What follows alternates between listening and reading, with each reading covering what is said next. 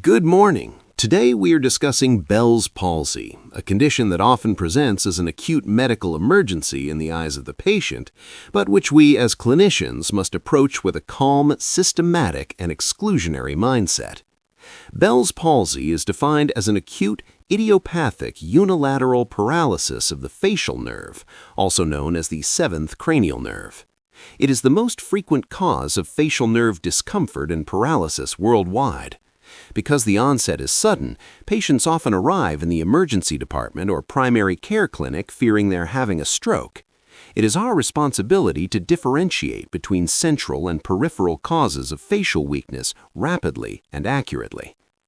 When we look at the numbers, Bell's palsy affects roughly 20 to 30 individuals per 100,000 people each year.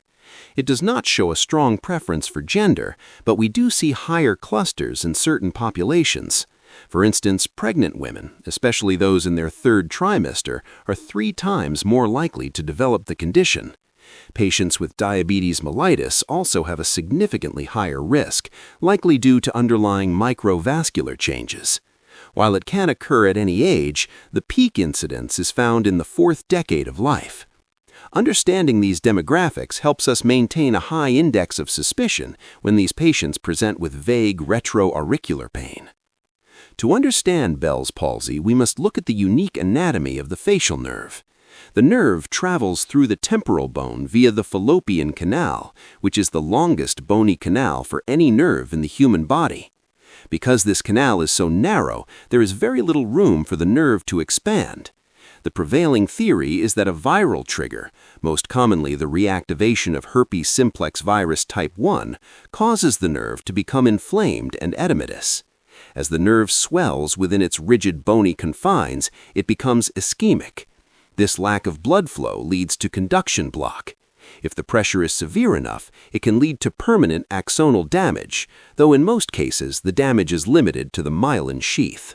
Consider a 45-year-old male who presents to the clinic with a heavy feeling on the right side of his face that started yesterday morning. He mentions that his right eye feels dry and irritated, and he noticed that water dribbles out of the right side of his mouth when he drinks. On examination, you observe that he cannot wrinkle his right forehead, he cannot close his right eye tightly, and his smile is pulled toward the left. Crucially, his limb strength, speech, and sensation are entirely normal. This full-face involvement, including the forehead, points directly toward a peripheral lesion of the facial nerve, consistent with Bell's palsy, rather than a central lesion like a stroke. The hallmark of Bell's palsy is the sudden onset of unilateral facial paralysis. Patients will often describe a prodrome of pain behind the ear a day or two before the weakness begins.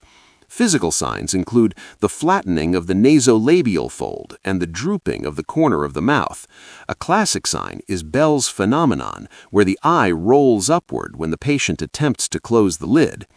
Beyond motor function, we must remember that the facial nerve also carries sensory fibers for taste and parasympathetic fibers for tearing and salivation.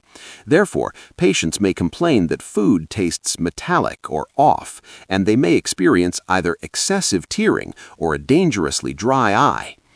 Diagnosis is primarily clinical. The most important step in your physical exam is asking the patient to raise his eyebrows. In a stroke, the forehead muscles are often spared because they receive bilateral innervation from the brain. In Bell's palsy, the forehead is paralyzed. We must also carefully inspect the ear for vesicles, which would indicate Ramsay-Hunt syndrome, a more severe condition caused by the varicella-zoster virus. Laboratory testing and imaging are generally not required for a classic presentation. However, if the patient does not show any signs of improvement within 4 months, or if the paralysis is progressive over several weeks, and magnetic resonance imaging is indicated to rule out a tumor of the parotid gland or the internal auditory canal. The management of Bell's palsy is time-sensitive.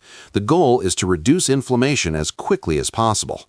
Clinical guidelines strongly recommend the use of oral corticosteroids, such as prednisolone, started within 72 hours of symptom onset. This has been shown to significantly increase the probability of a full recovery.